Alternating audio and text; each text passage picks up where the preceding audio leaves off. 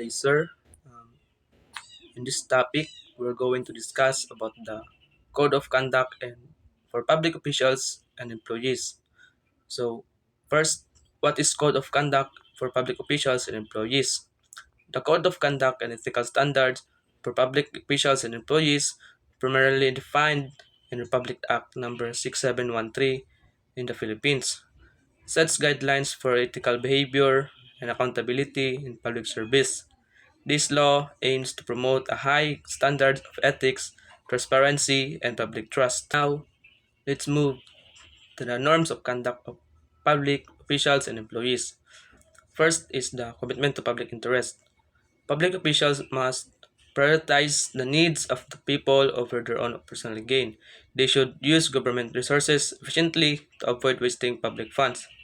So, ibig sabihin nito, laging isalang-alang ang interes ng nakarami bago ang sariling interes o kapakanan.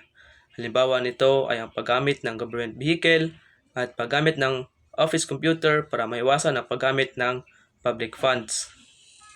Next is professionalism. Officials should perform their duties with excellence, skills, and dedication. They should avoid actions that might create a perception of favoritism and patronage. So when we say professionalism, every public officials and employees must encourage themselves to participate in management policy and decision making, and at the same time to continue educating themselves and sincere dedication on the performance of duties and responsibilities. And you must avoid favoritism and to practice leadership by example. Next is justice and sincerity. Officials should treat everyone fairly, especially the poor and unprivileged. They must respect the rights of others and avoid actions that are unethical or illegal. So, ibig sabihin nito na ang mga empleyado ng gobyerno ay dapat manatiling tapat sa mga tao sa lahat ng oras. Dapat silang kumilos ng may katarungan at katapatan. At umiwas sa pagdiskriminasyon sa lahat, lalo na sa mahihirap. At dapat igalang ang mga karapatan ng ibang tao sa lahat ng oras at dapat umiwas sa paggawa ng mga gawaing labag sa batas at gumawa ng may mabuting kaugalian, kaayusan at kaligtasan at interes ng publiko. Political neutrality. Officials should serve everyone equally regardless of their political affiliation. They should avoid using their position to favor a particular party or candidate. So, kapag ang tao o bansa na-adapt sa neutral na posisyon o nanatiling neutral, it means na hindi sila suporta sa kanino o sino man na engage sa politiko. Dapat magbigay ng serbisyo sa lahat ng tao ng patas, maging anuman ang partido o kagustuhan when it comes to politics. Kasi, personal na desisyon ng isang tao na pumili ng kanyang kandidato sa politika at hindi dapat maapektuhan ang kanyang serbisyo dahil magkaiba kayo ng napiling kandidato. Responsiveness to the public. Officials should provide prompt, courteous, and adequate service to the public. They should make information accessible, simplify procedures, and address the needs of the community. So when we say prompt and effective delivery of required services, that means mabilis at epektibong paghahatid ng mga kinakailangang serbisyo. Kaya nga lahat ng government offices, kapag natanggap na nila ang dokumento, agad nila itong tinatakan kung anong oras o petsa ito nila nakuha para mamonitor kung ilang araw na aksyonan right after they receive the document.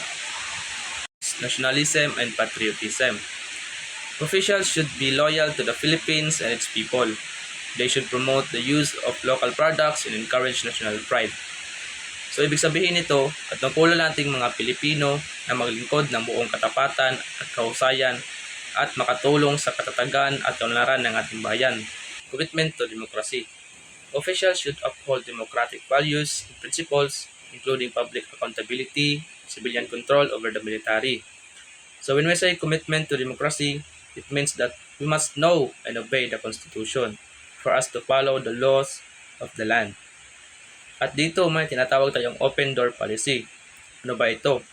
It indicates to employees that a supervisor or manager is open to an employee's suggestions, questions, complaints, and challenges. is simple living. Officials and their families should live modestly and avoid extravagant displays of wealth. So it means na dapat ang isang empleyado ng gobyerno ay mamuhay angkop lamang sa kanyang posisyon o kita sa kanyang trabaho. To the duties of public officials and employees. First is act promptly on letters and requests. Respond to all communications from the public within 15 days of receipt. The response must be detailed, the action taken on the request. Next is submit annual performance report. Government-owned or controlled corporations must submit a performance report within 45 working days of the year's end. This report must be publicly accessible during regular office hours. Process documents and papers expeditiously. Officials' document must be processed and complete within a reasonable time frame, ideally with no more than three signatories. If authorized signatories are unavailable, the next rank official should sign. Next is act immediately on the public personal transactions. Public officials and employees must promptly attend to individuals seeking their offices services. Next is make document accessible to the public. All public documents must be readily available for public inspection during reasonable working hours. The system of incentives and rewards. A system of incentives and rewards is a structured approach used by organizations to motivate employees, encourage desired behaviors, and recognize achievements. It involves offering rewards, both financial and non-financial, for meeting specific goals, exceeding expectation, or contributing the company's success. Rewards to outstanding public officials and employees is created to oversee this system. The committee is composed of the Ombudsman and the Chairman of the Civil Services Commission as co-chairman. The Chairman of the Commission on Audit and two government employees appointed by the President as members. The conferment of award shall take into account, among other things, the following. First is year of the service and the quality of consistency of performance, the obscurity of the position. Next is level of salary. Third one is unique and exemplary quality of a certain achievement. And last is risk of temptations inherent in the work. Republic Act No. 6713, a Code of Conduct for Philippine Public Officials and Employees. Republic Act No. 6713, also known as the Code of Conduct and Ethical Standards for Public Officials and Employees, sets ethical standards for those in Philippine public service.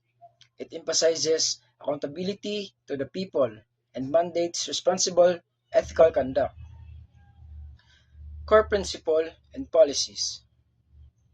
The Act promotes high ethical standards in public service, holding officials accountable to be citizenry. It emphasizes the discharge of duties with responsibilities, integrity, competence, and loyalty. Public officials are expected to act with patriotism and justice, maintain modest lifestyles, and prioritize public interest over personal gain, prohibited acts, and transaction. RA 6713 explicitly prohibits several action in addition to those already illegal under existing laws. This includes financial and material interest. Public officials cannot have direct or indirect financial or material interest in any transaction requiring their office's approval. Second, outside employment and related activities. Generally, officials cannot own, control, manage, or be employed by private enterprises regulated, supervised, or licensed by their office, unless permitted by law. This also extend to private professional practice unless authorized. If it conflicts with their official duties and recommending individuals for position in private enterprises with pending transaction with their office. This restriction often lasts for a year after leaving office. Third is disclosure and or misuse of confidential information. Public officials cannot use or divulge confidential information for personal gain or to harm the public interest. Fourth is solicitation or acceptance of gifts. Officials cannot solicit or accept gift, gratitude, favors, entertainment, loans, or anything of monetary value from anyone in the course of their duties or connected to their offices, functions. Exception exists for gift of nominal value from foreign governments, scholarships, fellowships, medical treatment, and travel grants under specific conditions. Review compliance and enforcement. RA 6713 established a system of incentives and reward for ethical conduct overseen by a committee. This committee includes the Ombudsman, the Civil Chairman of the Civil Service Commission, the Chairman of the Commission of Audit, and two presidential appointees. The Act mandates the filing of statements of assets, liabilities, net worth, and businesses, interest in public officials with specific timelines and filing location detailed within the law. The Civil Service Commission promotes observance of these standards through information programs and workshops. The Act also outlines penalties for violations, though specific are not included in this summary. In summary, RA 6713 aims to establish and maintain high ethical standards within the Philippine public sectors, promoting transparency and accountability. It outlines specific prohibited acts, establish a system for rewarding ethical conduct, and provides a framework of enforcement. My report is all about the penalties and law enforcement code of ethics. First is penalties. So what is penalties? Penalties for public officials and employees. This section outlines consequences for misconduct by government personnel, emphasizing accountability. So kining mga penalties is nakabase lang siya sa mga public officials and employees.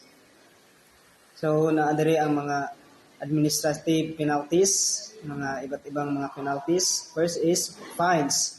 So what is fines? Ang kanilang fines mao ni siya ang mga multa up to 6 months salary, suspension up to 1 year, or removal depending on the offense gravity. So if makumit ang usa ka employees or ang public officials is makamulta siya og 6 months salary, and also iyang trabaho is masuspension siya 1 year. So nakadepende pud siya sa gibugaton sa iyang sala nga nakomit or gravity. So violation of a specific section.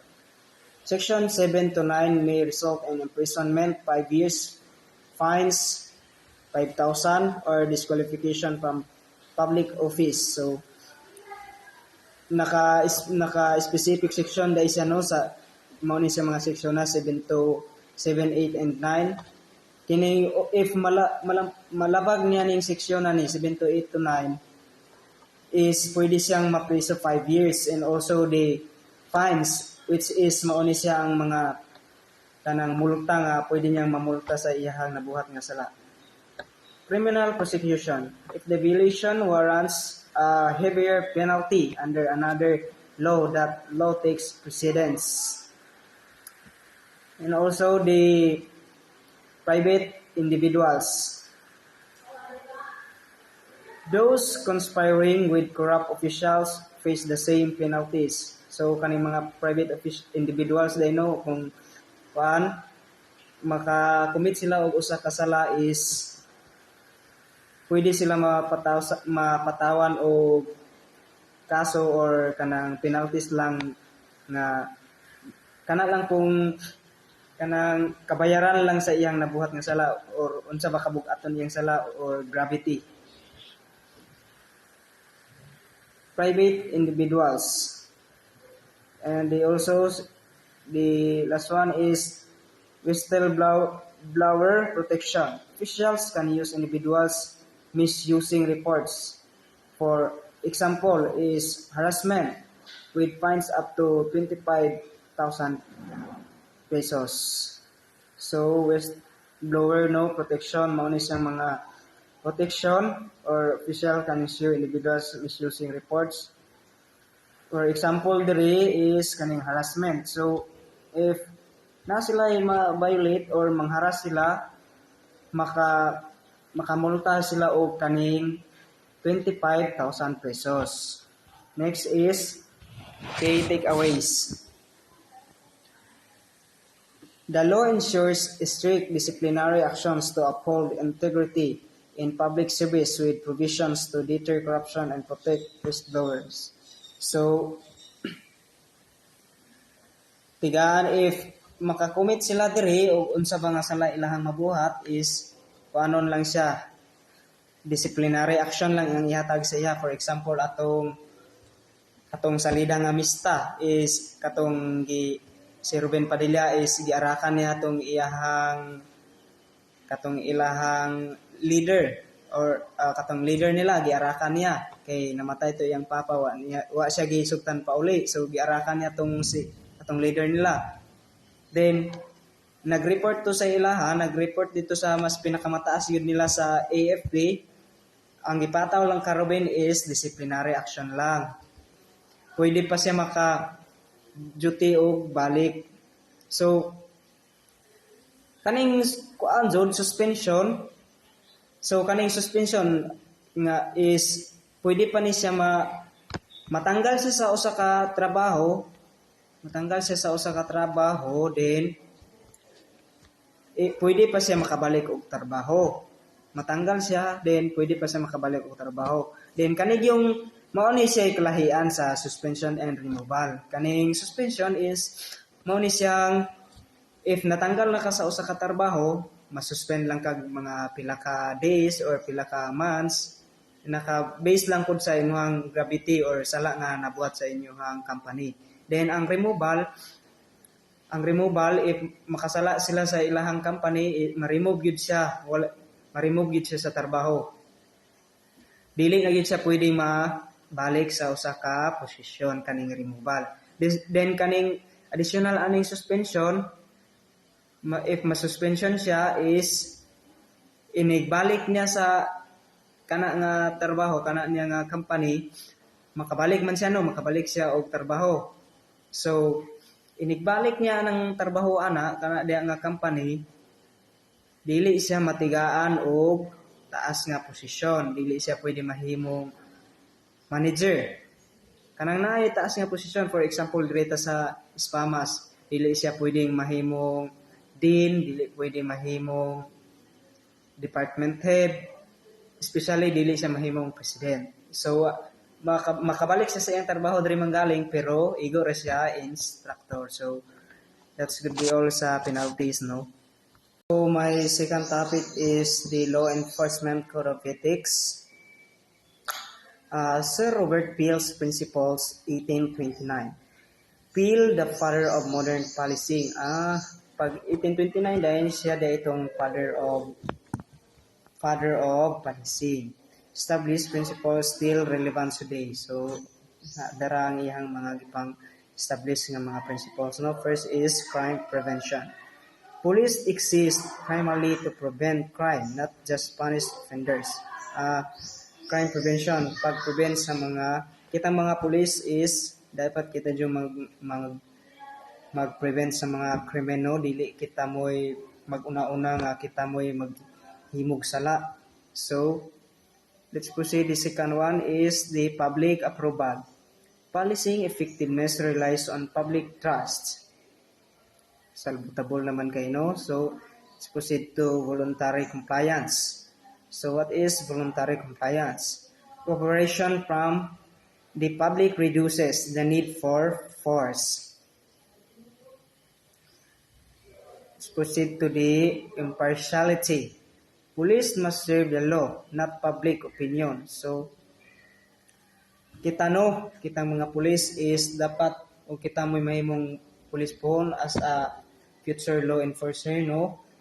If kita na ang mabutang sa position or sa usa ka position is dapat wala tay gidapigan. So, wala tay gidapigan, lahat pantay-pantay. Pangutan, if magkasala man, if kung kinsa tong mga nakasala is paminaw na to ang both side, dili ta pwede nga dapig dayon ta sa usa ka ato ang pwedeng dapigan both side. Dapat wala gyud tay dapig-dapigan. Let's proceed the minimal force. So what is minimal force?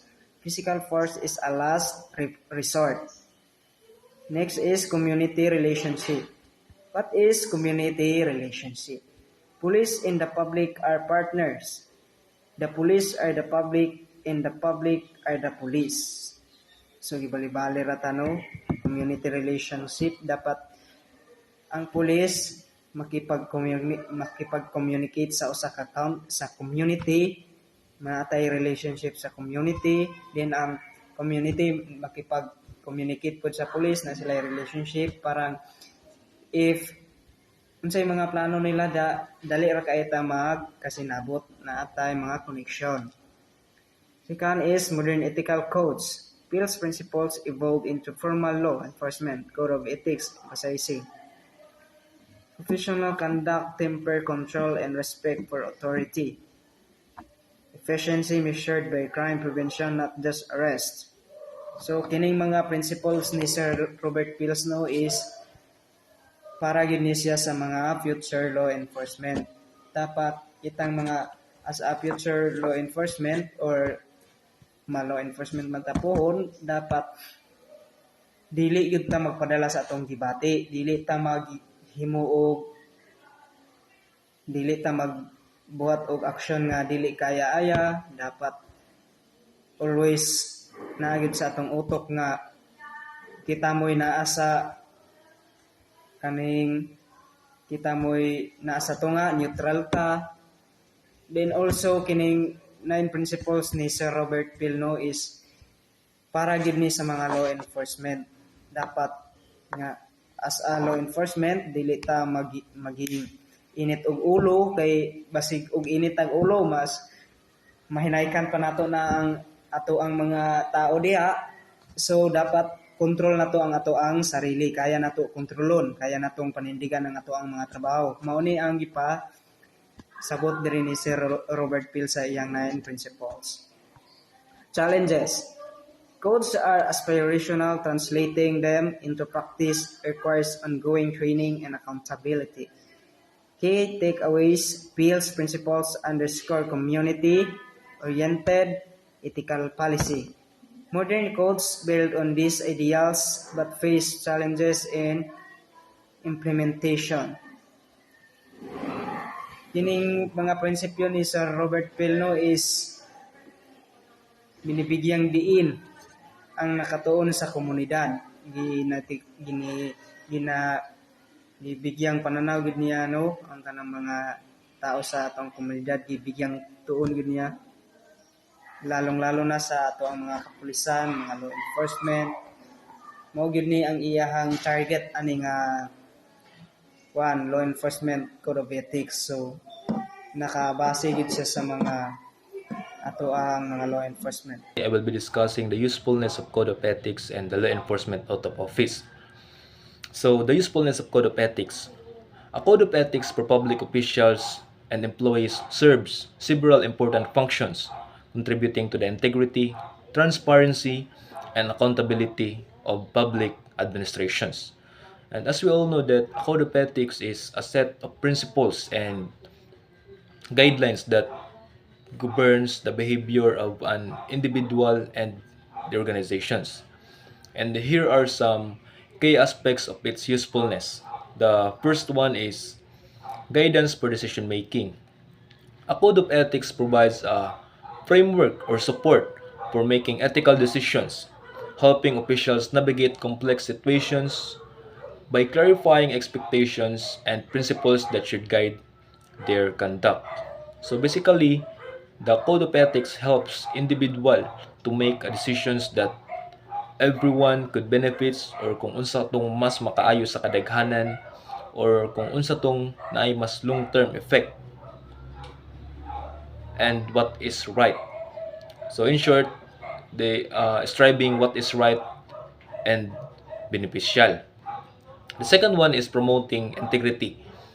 By outlining standards of behavior and professional conduct, a code helps instill a culture of integrity, meaning a culture of integrity to plant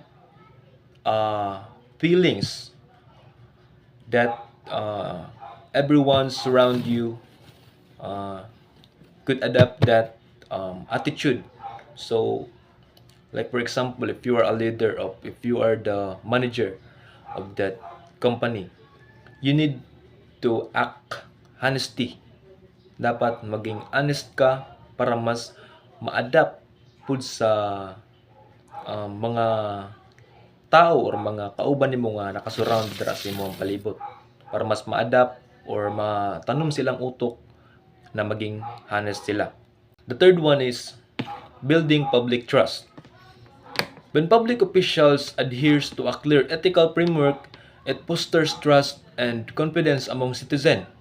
So, building public trust, when you are doing good, or kung nagabuhat ka og tama or ginabuhat nimo ang trabaho nimo or imong pagserbisyo nga sa tama nga pamaagi, the people would help you, or they build confidence nga mosalig nimo, nga tuuhan ka, magkakumpiyansa nga ikaw ang ilang ginasaligan, or they feel safe tungod kay nasa lay kumpiyansa or nasa lay pagsalig sa imuha. And also they promote, or the transparency and accountability in public service can enhance the legitimacy or the quality of being the quality of the government actions. The fourth one is preventing misconduct. A well-crafted code of ethics can help prevent unethical behavior by making clear what constitutes acceptable. So by making clear, or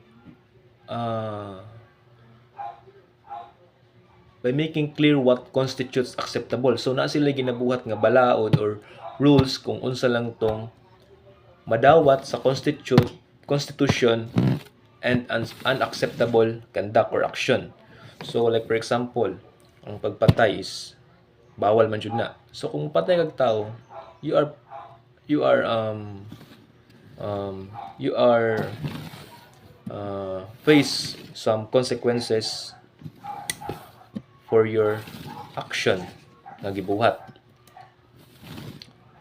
So the fifth one is accountability, encouraging accountability. A code of ethics establishes mechanism for holding officials accountable, meaning sa pagiging responsable sa ilahang mga lihok. It promotes responsibility and encourages officials to take ownership and their decisions and their consequences. So kung kabalo sila nga nagkamali sila, kabalo po sila nga na sila mga consequences nga madawat, or ginabuhat na nila na as kanang pag magkamali sila is naging sila mga consequences nga madawat. panisyan gud sila diretso like that. Number 6 is fostering a positive work environment. Ethical guidelines can contribute to the respectful and professional workplace culture, promoting cooperation, morale, and productivity among employees. So uh, to help positive work environment, like for example, if you are uh, the boss, you are the leader of your uh, team, you need to be you need to be respectful, you need to cooperate, um, you need to handle complex situation sa maayo nga pamaagi nga ang tanan is even though masuko ka sa ilaha is they always give you respect because sa tama ni mga pamaagi gibuhat. And also promoting cooperation, like uh, all of you is naga-cooperate for the good flow of the environment, morale and productivity among employees. So para mas okay ang flow sa isa ka company, dapat the employees would be productive. Number 7 is clarifying conflict of interest. A code of ethics typically includes provisions or address conflict of interest, helping officials to identify and manage situations where their personal interest might interfere with their officials' duties. So kung buhaton nila ni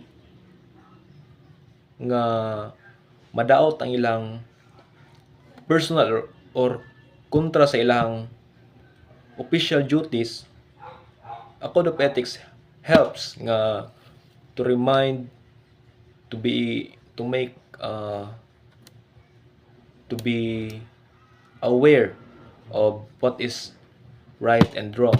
So if you are um, kung kabalo ka nga mali siya para sa kadaghanan or para sa mga taong nakapalibot sa imuha, you are need to decline. Or basically, a code of ethics addresses conflicts of interest by establishing guidelines that requires individual to disclose any personal or financial interest that could influence their professional judgment. The and the number 8 is enhancing professionalism. Adhering to a code of ethics can promote a sense of professionalism among public servants, encouraging them to uphold the values and standards expected and their rules. So mo na ginaingon lagi, like for example, if you are one of the employee on that certain company, you need to be act or you need to act like a professional. Dapat um, when you are when you are when you already know the rules of your company, like for example, bawal ang malate na then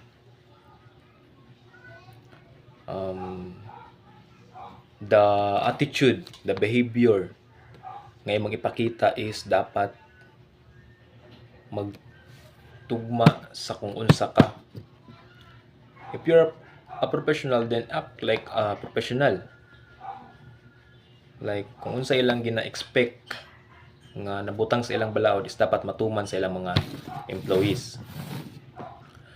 Providing a framework for training and development. This is number 9. A code of ethics can serve as a basis for training programs within public institutions, ensuring that employees understand the ethical expectations and how to apply them in various scenarios. So providing a framework or support for training and development, a code of ethics can serve as basis for training programs. within public organization. So basically nagahimo sila og mga activity nga maka pabag-o sa una-una sa mga katawhan. And also ginapasabot pud nila nga ang mga employees is makasabot sa kung unsa ang tama nga gina-expect o kung unsaon pag-apply sa nagkalain-lain nga mga senaryo. So like for example, sa droga, they conduct training and to make para mausab ang mga katawan or para ma-aware sila nga inana di ang mga effects or mga results nga dili maayo kung dili nila mandangan ng paggamit sa droga. The last one is setting a standard for ethical leadership. Leadership, by example, is critical in public service. So, a code of ethics encourages leaders to model ethical behavior, setting a tone. So, tanom sila dira og tingog nga maka makapa minaw or makadala sa mga katawhan within the entire organization. So kung you are weak with your kung unsa ka the way ka mo deliver, the way ka mo set og tone sa imuhang mga subordinates, the way kung unsa ka mo handle. So if you are kung makasaligan ka panang nakaitingog nga silang tanan is maminaw sa imuha, silang tanan is mo respect or mo support sa imuha, that's a standard for ethical leadership. Dapat you are need to set a tone that the entire organization would listen you or follow you. So ultimately, code of ethics is a vital tool that helps to ensure that public officials and employees operate in a manner that upholds democratic values and serves the public interest effectively.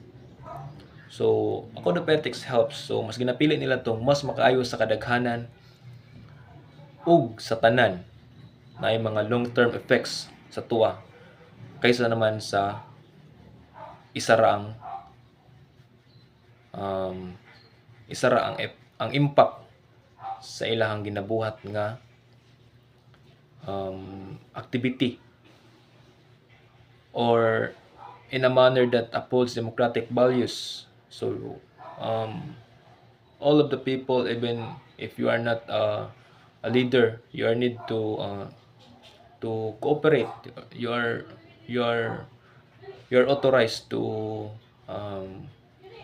give an opinion about what kung unsa ang experience nimo o kung saan niyo pag-serve sa public nga epektibo. And so let's proceed to the law enforcement oath of office. It's a solemn pledge, meaning it is a formal and serious promise or commitment. It's a public affirmation of an individual's commitment to upholding the law and serving their community. It encompasses a promise to uphold ethical standards, protect citizens, ensure the preservation of human lives, while also acknowledging the importance of public trust and accountability. And here's more detailed the key elements. The first one is ethical standards or ethical conduct rather. The oath emphasizes the importance of integrity, character, and maintaining the highest ethical standards in all actions and interactions, both publicly and privately.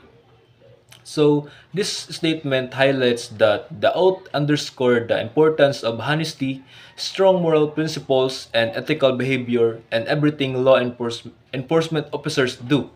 It stresses that officers should uphold these standards not only in their official duties and also in their personal lives. The second one is personal uh, protecting citizens.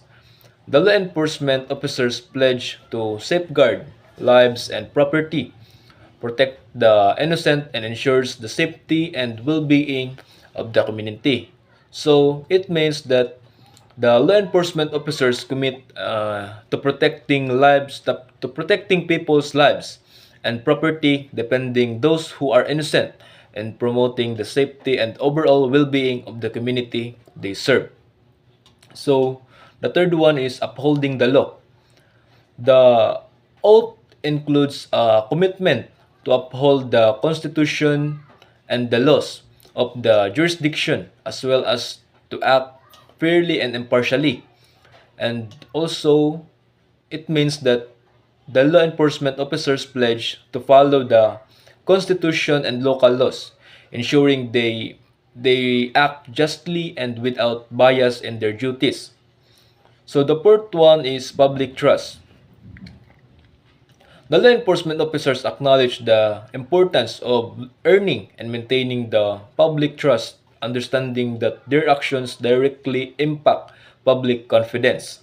So, the statement means emphasizes that the law enforcement officers recognize how crucial it is to build and sustain public trust. They understand that their behavior and decisions directly influence how the community perceives and trusts them, which is essential for effective policing and maintaining social order. So, number five is accountability. The oath underscores the responsibility to be accountable for one's actions and to uphold others accountable as well. So basically, it emphasizes that taking an oath commits a person to be responsible for their actions and also to ensure that others are held accountable for theirs. It highlights the importance of integrity and duty and maintaining trust and ethical behavior. So the next one is courage. The law enforcement officers are encouraged to have the courage to stand up for what is right, even in the face of pressure or danger. So it means that the law enforcement officers should possess the bravery to uphold justice and ethical standards, even when they encountered pressure, risk, importance of integrity, and moral courage in performing their duties responsibly. The next, the last one is respect for human dignity. The oath often includes a commitment to treat all individuals with dignity and respect, regardless of their circumstances. So, it means that when taking an oath, individuals pledge to always show kindness and fairness to everyone, no matter their background, status, or situation. It emphasizes the importance of respecting the inherent worth of every person. My topic is all about the police principles and the police code of ethics. First, police principles are a set of guidelines that define the fundamental values and practices of law enforcement. First, preventing crime. Preventing crime, police should focus on proactive measures to deter crime rather than just reacting to it. Second, public approval. The public approval that the effectiveness of the police depends on the public trust and acceptance of their actions. Third, public cooperation. Police need the public's willing cooperation to enforce law effectively. Fourth, public trust. The police should maintain a close relationship with the public, recognizing that they are part of the community. Fifth, focus on prevention. The success of the policing is measured by the absence of crime, not by the number of arrests. Okay, let's move the principle of the police code of ethics. They have the key principle of the police code of ethics. First, duty to serve. Duty to serve, officers are obligated to serve the community and uphold the law. Second, integrity.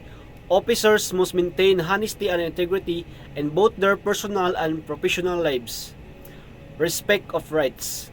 Respect of rights, Officers must be respect the constitutional rights of all individuals regardless of their background and circumstances.